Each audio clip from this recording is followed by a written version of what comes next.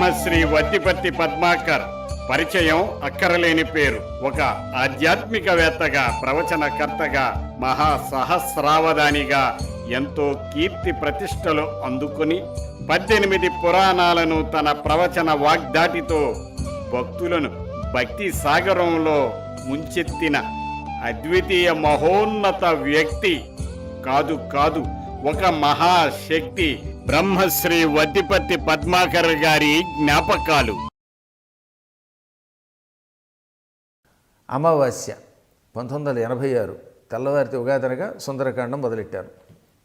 తతో రావణ నేతాయా సేతాయా శత్రుకర్శన ఏష పదమన్వేష్టం చారణాచరితే పథి దుష్కరం నిష్ప్రతిద్వంద్వం చికీర్షన్ కర్మవానర సముదగ్ర శిరోగ్రీవో గవాంపతిరివా బభౌ అథ వైదూర్యవర్ణేషు శాద్వలేషు మహాబల ధీరస్సలిలకల్పేషు విచచార యథాసుఖం ద్విజాన్ విత్రాసయన్ ధేమానురస పాదపానర. ఈ విధంగా శ్లోకాలు ఒకసారి చదువుతుంటే కంఠస్థం వచ్చేస్తున్నాయి. ఓరి దేవుడు, ఇదేదో విచిత్రంగా ఉందని ఒకసారి చదివితేనే ఇన్ని శ్లోకాలు గుర్తుంటున్నాయని 3 సర్గలు కంఠస్థం చేశాను ఆ పూటకి. ఆ 3 సర్గలు మర్నాడు తాత్పర్యం చెప్పినట్టుగా కథ చెప్పుకుంటూ పోయాను. అందులో భగవంతుడు ఇచ్చిన వరం వల్ల స్పాంటేనియస్గా ఉపన్యాసం వచ్చేసింది. వాళ్ళు ఆశ్చర్యపోయారు. అందులో కంఠం మధ్యలో కొన్ని శ్లోకాలు ఒక్కొక్క రాగంలో పాడడం, అన్నీ ఒక రాగంలో పాడేవాడి కాదు చిన్నప్పటి నుంచి కూడా. కళ్యాణి రాగం, సింధు భైరవి, అభేరీ రాగం. అప్పట్లో అభేరీ ఎక్కువ పాడేవాడు అనమాట. అభేరీ రాగం అంటే ఎందుకో కొంచెం ఎక్కువ పట్టుబడింది నాకు ఘంటసాల వారి వల్ల. అందుకని తతో రావణ నీతాయాహ సీతాయాహ శత్రుకర్శన ఏష పదమన్వేష్టం చారణాచరితే పథి. ఇది అభేరీ రాగం. ఇలా చదువుకుపోయేవాడిని. మధ్య మధ్యలో కళ్యాణి, ఒక్కోసారి ఉత్సాహం వచ్చినప్పుడు ఆ రోజుల్లో షణ్ముఖప్రియ రాగం కూడా పాడాను నేను. అప్పటికి అది షణ్ముఖప్రియ నాకు తెలియదు. అది పాట ద్వారా వచ్చేసింది అనమాట నాకు. అప్పట్లో భూగైలాసలో పాట తెల్లవారుజామున వేసేవారు. మున్నీట పవళించు నాగశయనా చిన్నారి దేవేరి సేవలు చేయా మున్నీట పవళిల్చు నాగశయనా. ఇది షణ్ముఖప్రియ రాగం అని అప్పట్లో ఒక సంగీత విద్వాంసరాలు చెప్పింది. ఆ పాటతో నాకు ట్యూనింగ్ తనంతానే శ్లోకాలకు వచ్చేవి. అందువల్ల చాలా గ్రాండ్ సక్సెస్ అయింది. నవమి నాడు ఆ ఉపన్యాసం పూర్తయింది. ఆ రోజుల్లో అర్ధవరంలో ఉన్న ఆడవాళ్ళంతా క్యూ కట్టేశారు. ఆశ్రమం సరిపోక బయట కూర్చోవలసి వచ్చేది చెరువు గట్ల దగ్గర. మైకు లేదు పైగా. ఇక్కడ శ్లోకం చదివితే ఆ చెరువు గట్టు దాకా వినపడింది. 580 రూపాయలు ఆ రోజుల్లో నా ఉపన్యాసానికి 9 రోజులకి ఇచ్చారు. అదొక రికార్డు.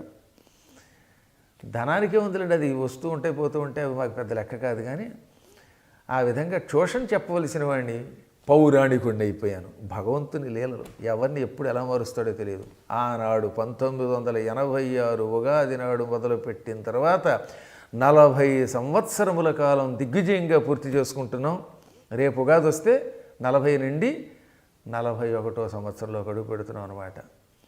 ఇంతకాలంగా ఉపన్యాసాలు చెప్పడం మొదలెట్టాం. ఆ తర్వాత సుందరకాండం అయిపోయిన తర్వాత భాగవతం చెప్పాను. చుట్టుపక్కల గ్రామాలన్నీ నావి అన్నట్టుగా ఉండేవి. అర్ధవరం, అగ్రహారగోపురం, పరిమళ్ళ, సరిపల్లి, భువనపల్లిలో అయితే 3 ఏళ్ళు వరసగా భాగవతం రామాయణం కూడా చెప్పాను. సీతారాంపురం, తర్వాత ఇటువైపు పాందువు అనే గ్రామంలో శివాలయంలో ఉపన్యాసాలు, ఎండగండి గ్రామం, ఉండి గ్రామం, అక్కడ పెద్ద కోదండరాముడి ఆలయం ఉండేది బస్టాండ్కి ఎదురుగుండా అక్కడ. ఇక భీమవరం, శృంగవృక్షం, వీరవాసరం, కొణితివాడ, కొమ్ముచిక్కాల్లో ఒక గొప్ప ఆశ్రమం ఉన్నదనమాట. ఆ ఆశ్రమాన్ని శుద్ధ చైతన్య స్వామి వారిని నిర్వహించారు. ఆయన చాలా గొప్పవాడు. వైశ్య కులానికి చెందిన ఒక మహానుభావుడు శుద్ధ చైతన్య స్వామి అనే పేరుతో స్వామి అయ్యి లలితా సహస్రనామ భాష్యం రాశాడు. ఆయన శిష్యుడు బ్రహ్మచారి వెంకటస్వామి గారు అనమాట. ఆ రోజుల్లో నా చేత భాగవతం ఆయన చెప్పించారు. ఇలా ఒకటేమిట్లండి, ఇక అలాగా కాశీపాడు అనే గ్రామం చేరాం. కాశీపాడు గ్రామంలో 1988 నుంచి 93 ఉద్యోగానికి వెళ్ళేదాకా 5 సంవత్సరముల పాటు ఎన్ని సప్తాహాలు, ఎన్ని ప్రవచనాలు చేసామో తెలియదు. తిరుమల తిరుపతి దేవస్థానం ధర్మప్రచార పరిషత్ సెక్రటరీ పుల్లారావు గారు ఉండేవారు. ఆ పుల్లారావు గారు ఆ టీటీడీ తరఫున పంపించేవారు. వీటితో పాటుగా మధ్యలో అవధానాలు మొదలెట్టాం. ఇటు పురాణాలు, ఇటు అవధానాలు నిరంతరాయంగా చేశాం. 18 పురాణములు ఆ రోజుల్లో చెప్పగలిగాను. దానికి మూల కారణం మాత్రం ఒకటి ఉన్నది. నేను 93లో ఏలూరు చేరగానే మొట్టమొదట నాకు శిష్యుడైనటువంటి వాళ్ళల్లో అంబికా దర్బారుపతి కృష్ణ గారు. అంబికా దర్బారుపతి గురించి తెలియని వాళ్ళు ఉండరు కదా. వాళ్ళ అడ్వర్టైజ్మెంట్ ఇంచుమించుగా అందరికీ తెలుసు, భగవంతునికి భక్తునికి అనుసంధానమైనది.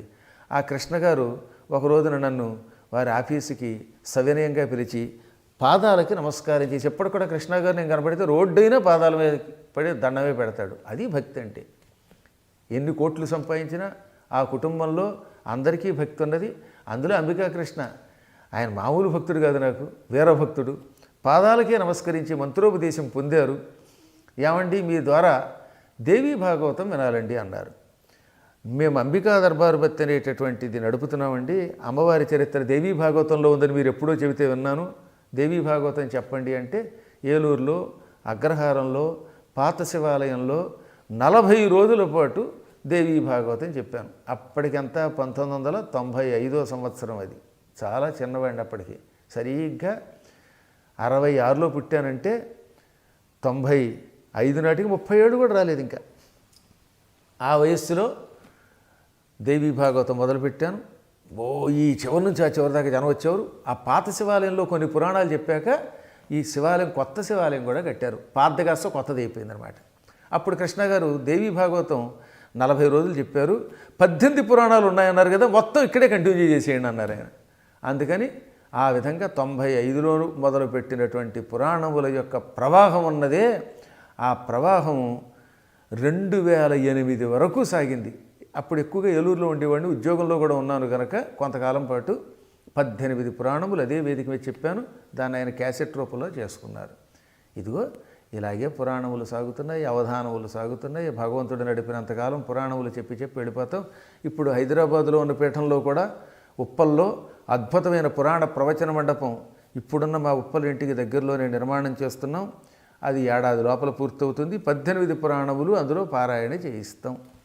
మేము గణపురం అనే గ్రామంలో కొంతకాలం ఉన్నామని చెప్పాను కదా. 1970 నుంచి 93 వరకు, అంటే 23 ఏళ్ళు ఉన్నాం ఏకంగా. ఆ సమయంలోనే 86లో ఉపన్యాసాలు మొదలెట్టాను. ఈ ఉపన్యాసాలు చెబుతున్న రోజుల్లో అవధానాల గురించి అప్పుడప్పుడు పేపర్లో కటింగులు వచ్చేవి. ఓసారి మేడసాని వారు చేశారని, ఇంకోసారి కాకినాడ దగ్గర ఎవరో చేశారని, ఇలా రకరకాలు వచ్చేవి. అవధానం చేస్తానని మా నాన్నగారి దగ్గర పెడితే నాన్నగారు వద్దురే అన్నారు. ఎందుకంటే అవధానంలోకి అడుగు పెడితే కవిత్వంలో చిక్కదనం తగ్గిపోతుంది. స్పీడ్గా చెప్పడానికి అలవాటు పడిపోవడం వల్ల కవిత్వంలో కొంచెం తేడా వస్తుంది అన్నారు కావాలని. నేనన్నాను ఎలాగో మనం రాసేది ఆసువే కదండి అన్నాను. సరే ఈ సమయంలో 1989లో నిడమర్రు అనే ఒక పల్లెటూరు ఉంది గణపురానికి దగ్గరలో. ఆ పల్లెటూరులో కన్నాజీ గాంధీ తాతయ్య గారు అనే ఒక హిందీ పండిట్ గారు ఒక కవి సమ్మేళనము మరియు ఒక అవధానం పెట్టారు. కవి సమ్మేళనానికి నన్ను పిలిచారు. ఆ కవి సమ్మేళనానికి కడిమెళ్ళ వరప్రసాద్ గారు అధ్యక్షులు.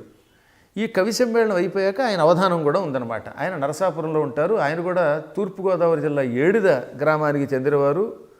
మంచి సంస్కృత పండితులు, అద్భుతమైన అవధానం చేయగలిగే ప్రతిభ కలిగిన మహానుభావుడు ఆయన. ఆయన శిష్యుడు కోట, ఇద్దరు కలిసి జంటగా అవధానాలు కూడా చేసేవారు. ఆయన నరసాపురం నుంచి వచ్చారు. ఆయన కూడా సన్నగా నాలాగే ఉండేవాడు. అప్పట్లో మంచి కోలముఖంతో ఉండేవాడు ఆయన. సరే ముందు కవి సమ్మేళనం. కవి సమ్మేళనంలో నేను వెళ్ళాను. ఇనిషర్ట్ చేసుకుని వెళ్ళాను. మంచి కుర్రగాడిని, చదువుకుంటున్నవాడిని. అప్పుడే ఎంఏలోకి అడుగుపెట్టా. ఈ కుర్రాడేదో వచన కవిత్వం చదువుతాడు అనుకున్నారు ఆయన. రాబోయే వచన కవిత్వం చదువుతావా అన్నారు ఆయన. నేనేం మాట్లాడలేదు. ఎందుకంటే వచన కవిత్వం చదువుతామంటే కాదండి పద్యం చదువుతానని ఎందుకు చెప్పాలి, మన కవిత్వం వినిపించి మెప్పించాలని వెంటనే అక్కడ శేషపద్యం ఎత్తుకున్నాను. సత్తార్థభూధాతు జన్యయగుట చేసి భూమినా భూనాగ నామ మొదవే ప్రాణప్రదాత్రియౌ రసమయ్యగుటచే రసనాగదీనికి ప్రఖ్య కలిగే విశ్వంబునంతను పేర్మి భరించుటల్ విశ్వంభరయటల్ న పేరు గలిగే సర్వసహనమునను సర్వము సహయనియు అవనమునను అవని అనగబడియే అని ఈ విధంగా శేషపద్యము ఎత్తుకోగానే ఆయన ఆశ్చర్యపోయి ఏదో చదువుకుంటున్న కుర్రాడు ఈ మధ్యన అందరూ కూడా కొట్టండి తెల్లండి చంపండి ప్రేమ ఇలాంటి పాటలు రాస్తున్నారు కదా, ఏదో వచనక విత్తనం రాస్తాడు అనుకున్నాను. ఓయ్ బాబోయ్ శేషపద్యంతో ఎత్తుకున్నాడని మెచ్చుకున్నాడు ఆయన. మెచ్చుకుని అవధానంలో పృచ్ఛకుడిగా పెట్టండి అన్నారు. అప్పటిదాకా అవధానం నేను చూడలేదు, వినడమే కానీ కళ్ళారా చూడలేదు, అంశాలు తెలుసు చూడలేదు. ఆయన అవధానంలో పురాణము అనే విషయం నన్ను అడగమన్నారు. ఓ పురాణంలో పద్యం చదివితే ఆయన భాష్యం చెబుతారు. అది చూస్తున్నప్పుడు ఆయన చాలా సంతోషపడ్డారు. ఆ అవధానం అంటే ఇంత తేలిక అనిపించింది నాకు. అంటే నిజం చెప్పడమే, ఈ మాత్రం అవధానం అయితే నేనే చేసేస్తాను అనుకున్నాను. అంటే నా దృష్టిలో పద్యం చెప్పడం అది నాకు కొంచెం అలవాటు ఉండడం వల్ల తేలిక అనిపించింది. అయినా సాహసించి అడుగు పెట్టలేదు అనుకోండి. ఆ తర్వాత ఆయనది మరికొన్ని అవధానాలు, కోట అవధానాలు చూడడం, మేడసానివారి అవధానాలు చూడడం, ఇవన్నీ అయిన కొద్ది రోజులకి మాడుగుల వారు రాజమండ్రిలో శతావధానం చేయడం, ఇవన్నీ చూశాను. అప్పటికి నేను గరికపాటి కలుసుకున్నాం కానీ ఇద్దరం అవధానాలు చేయలేదు. ఓ పక్కన నేను, ఆయన ఆసుగా మాత్రం పద్యం చెప్పేవాడు. ఆయన కాశీపూడిలో చదువుకున్నాడు, మా గరికపాటి వారు కూడా. వాళ్ళ గురువుగారు సత్యనారాయణ గారు ఉండేవారు. ఆ సత్యనారాయణ గారు అన్నారు, మా గరికపాటి కూడా మీలాగేనండి, మంచి చురుగ్గానే పద్యాలు చెబుతాడు, మీ ఇద్దరు కూడా అవధానం చేయకపోవడం లోటండి అన్నాడు. చిత్రం, ఇద్దరం ఒకేసారి అవధానంలోకి అడుగుపెట్టాం. కడిమెళ్ళ వారు నా చేత చేయిస్తే అక్కడ కాకినాడలో ఆయన చేత ధూళిపాడ వారు వాళ్ళు అందరూ కలిసి రాణి సుబ్బయ్య దీక్షితులు అవధానం చేయించారు. ఒక విధంగా చెప్పాలంటే ఇద్దరం కూడా 1992లో అనుకోకుండా రంగంలోకి అడుగుపెట్టిన వాళ్ళమే. ఆ తర్వాత కాకినాడలో నేను ఆయన అవధానం చేసాం. ఇద్దరం జంటగా కూడా విశాఖపట్నంలో అవధానాలు చేసాం. కళా తపస్వి కె విశ్వనాథ్ గారు నన్ను అటు గరికపాటి వారిని ఇద్దరినీ కూడా ఒకే వేదిక మీద కూర్చోబెట్టి పృచ్ఛకులుగా ప్రశ్న వేశారు. అదొక అద్భుతమైన ఘట్టాలు. ఆ రోజుల్లో మేము ఎన్నో కార్యక్రమాలు చేసాం. మొత్తం మీద అవధాన రంగంలోకి అడుగుపెట్టాం. ఇలా అవధానాలు చేస్తున్నప్పుడే భువన విజయాలు వేసేవాళ్ళం. ఒక విధంగా చెప్పాలంటే అవధాన రంగంలోకి అడుగు పెట్టడానికి మూలకారకులు ప్రేరకులు కడిమెళ్ళవారు కాబట్టి వారిది ఎప్పుడూ గురుస్థానం ఇచ్చి గౌరవించామన్నమాట. నిజానికి నేను ఆయన దగ్గర చదువుకోలేస్తామండి. అవధానం చూడడం ప్రేరణ, ఇలా అవధానం చెయ్యి అని ఆయన చేయించడం, అందువల్ల గురుస్థానం ఇచ్చాం. నేను ఆయన కోట నేను ఇలా జంటగా చేసాం. ఇప్పుడు నా అదృష్టం వల్ల మహాపండితుల్ని తయారు చేశాను నేను. శ్రీచరణ్ పాలడుగు శ్రీచరణ్ అంటే తిరుపతిలో పాలడుగు జయరామనాయుడు గారి అబ్బాయి. వాళ్ళ అమ్మగారు పద్మావతి గారు కూడా లెక్చరర్ గారు, వాళ్ళ ముద్దుపుత్రుడు. ఆయన తిరుపతిలో నుంచి అమెరికా వెళ్ళి స్థిరపడిపోయాడు. ఇప్పుడు ప్రస్తుతం ఆయన మిల్పిటాస్ అంటే కాలిఫోర్నియాలో శాన్ ఫ్రాన్సిస్కో దగ్గర ఉంటాడనమాట. ఒక రోజున నేను అమెరికా వెళ్ళినప్పుడు 2011 సంవత్సరంలో నా దగ్గర కూర్చుని కొద్దిగా సంస్కృతం కొంచెం తెలుగు నేను నేర్పాను, ఛందస్సు కొంచెం చెప్పాను. ఇప్పుడు ఇవాళ అతడు ప్రపంచం పట్టనంత సంస్కృత పండితుడు అయిపోయాడు. శతావధానాలు ద్విశతావధానాలు చేస్తున్నాడు. గురువుగారు గర్వంగా చెబుతున్నారు, గురువును మించిన శిష్యుడయ్యాడు. ఇవాళ అతనితో సంస్కృతంలో పోటీపడి అవధానం చేయగలిగేవాడు లేడు అంటే అతిశయోక్తి లేదు. ఇదేదో నేను పక్షపాతంతో చెప్పట్లా, మీలో ఎవరైనా పరీక్షించుకోవచ్చు. దూర్పల ప్రభాకర శర్మ గారు ఇంతటి వ్యాకరణ పండితుడు లేడని సర్టిఫికెట్ ఇచ్చారు. మా ధూళిపాడ మహాదేవమణి గారు సర్టిఫికెట్ ఇచ్చారు. కాబట్టి మా పాలడుగు జయరామరాయుడు గారి యొక్క సుపుత్రుడు పెద్ద కుమారుడైన శ్రీచరణ్ నాకు ప్రథమ శిష్యుడు. ద్విశతావధానం కూడా చేశాడు. ఇంకా భరత్ శర్మ తిరుపతి విద్యార్థి, వాడు నా దగ్గర చదువుకుని సంగీతంలో కూడా ఆరితేరి అప్పుడే నాతో జంట శతావధానం చేశాడు, విడిగా అవధానం చేశాడు. 2 శతావధానాలు చేసి ఇప్పుడు 3వ శతావధానం జనవరి 9, 2026 తెలంగాణ సాంస్కృతిక భవనంలో నా నేతృత్వంలో నా సంచాలకత్వంలో చేస్తున్నాడు. ఇది కాక అయ్యల స్వామియాజుల అహల అనే ఒక చిన్నపిల్ల చేత కూడా మొట్టమొదటి అష్టావధానం చేయించి ఆయన కూడా బాలవ్యాకరణ అవి చెప్పి తయారు చేశాను. నా శిష్యురాలు ఇప్పుడు నా శిష్యురాలుగా మరో చోటికి వెళ్ళింది, అది వేరే విషయం.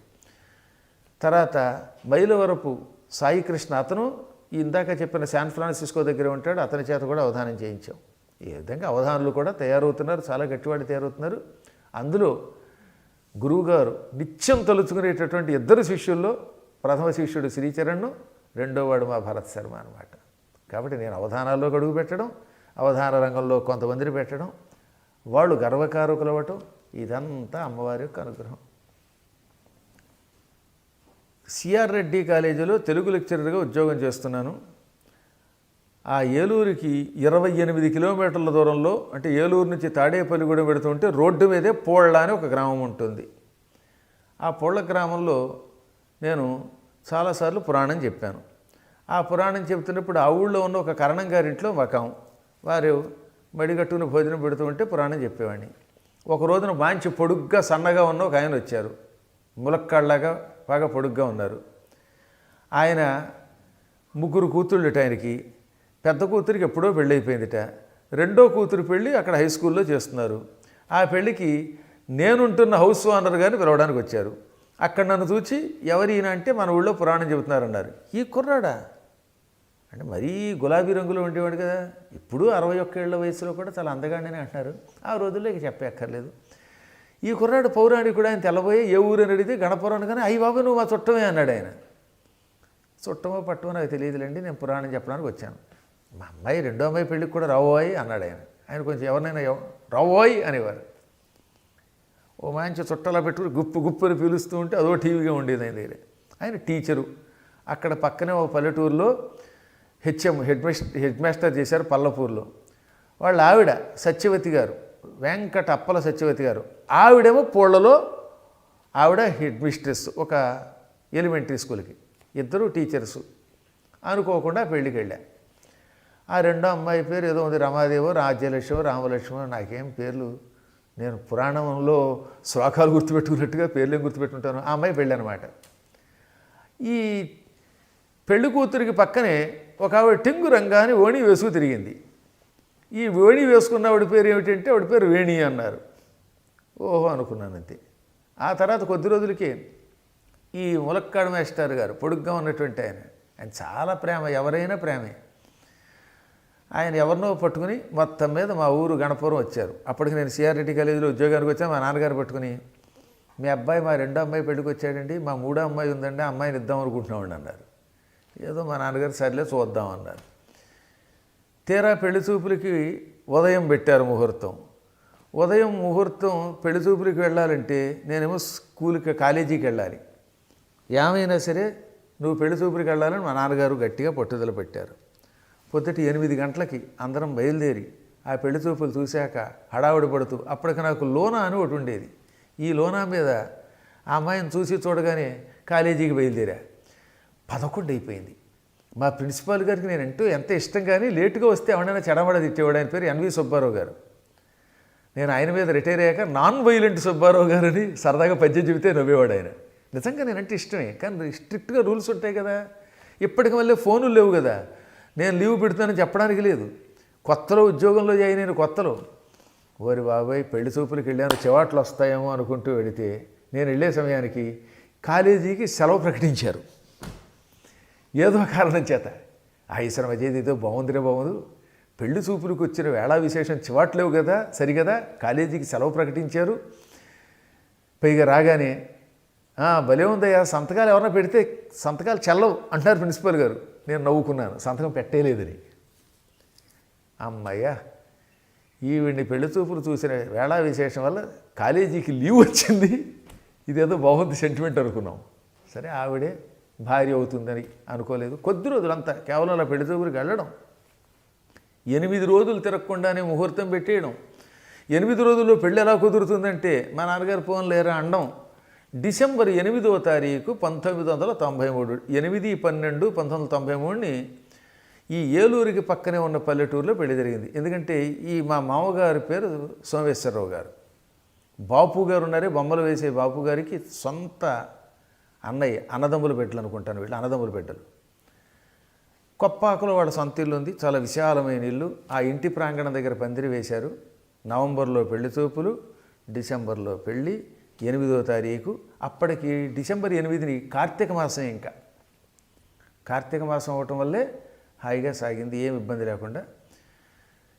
ఆ వివాహం తర్వాత 2 అమ్మాయిలు, శ్రీకరి శ్రీవిద్య, ఇద్దరు కూడా. 94 నవంబర్ 11నేమో పెద్ద అమ్మాయి పుట్టింది. 99లో రెండో అమ్మాయి మార్చిలో పుట్టింది. శ్రీకరి శ్రీవిద్య అని అమ్మవారి ఉపాసకుని కనుక పేర్లు పెట్టాం. వాళ్ళు హాయిగా చదువుకున్నారు. ఇద్దరు హైదరాబాదులో ఉప్పల్లోనే ఉంటున్నారు. పెద్దల్లుడు విశ్వనాథ్ గారు కొంతకాలం బెంగళూరులో సాఫ్ట్వేర్ ఉద్యోగంగా చేశారు. ఆయన ఇప్పుడు హైదరాబాదులో ఇక్కడే చేస్తున్నాడు. చేదోడు బాదోడు మేదోడుగా గురువుగారు ఉంటారు. పీఠాన్ని నిర్వహిస్తున్నాడు. ఒక విధంగా చెప్పాలంటే ఇప్పుడు పీఠ నిర్వహణ అంతా పెద్దలుడే ఎక్కువ భాగం చూస్తున్నాడు. ఇక రెండో అల్లుడు మేనల్లుడే. నా పైన ఒక అక్కగారు ఉందని చెప్పాం కదా, వల్లి త్రిపుర సుందరి. ఆవిడకు ఒక కూతురు కొడుకు. అందులో ఆ కొడుకు నా కోసమే వచ్చినట్టుగా ఉన్నాడు. వాళ్ళది గోత్రం శాండిల్య, వాడి పేరు శాండిల్య. అల్లుడే మేనల్లుడే అల్లుడయ్యాడు. రెండో అమ్మాయిని ఆయనకి ఇచ్చాం. ఈ విధంగా గృహస్థాశ్రమంలో ప్రవేశించి తామరాకు మీద నీటి బొట్టులా ఈ గృహస్థ జీవనంలో ఉన్న ఏ వ్యసనములకు బెంగలకి లొంగకుండా నిత్యం పరమాత్మని సేవించుకుంటూ పవిత్రంగా జీవితం గడుపుతున్నాం మేమంతా కూడా. 18 పురాణాల్లో ఏ పురాణం అంటే చెప్పలేము, అన్నీ గొప్పే. కానీ నేను ఎక్కువ భాగవతం అంటే ఇష్టపడతాను. భాగవతం అంటే భాగవతం. అసలు శ్రీమద్భాగవతమును ఇప్పటి వరకు 400 సప్తాహములు చేసినట్టు నాకు గుర్తు. ఇప్పుడు ప్రస్తుతం 401వది నడుస్తున్నది ఇక్కడ మీరు ఇంటర్వ్యూ చేస్తున్నప్పుడు. వెంటనే 402వ సప్తాహం దుబాయ్లో చేస్తూనే ఉండవు. దుబాయ్లో 2వ భాగవత సప్తాహం. దుబాయ్లో కిందటి సంవత్సరం కూడా భాగవత సప్తాహం చేసి శతావధానం చేశాను. ఇప్పుడు ఈ ఏడాది కూడా డిసెంబర్ 16ని దుబాయ్ పెడుతున్నాం. 17/12/2025న సప్తాహం మొదలు పెడతాం. ఆ సమయంలోనే ఒకరోజు శతావధానం కూడా చేస్తున్నాం. కాబట్టి ఎక్కువ భాగవతం అంటే ఇష్టం. అసలు శివకేశవ భేదమే పాటించం మేము. అమ్మవారిని ఉపాసిస్తున్నాను. శివుడంటే ప్రీతి. కానీ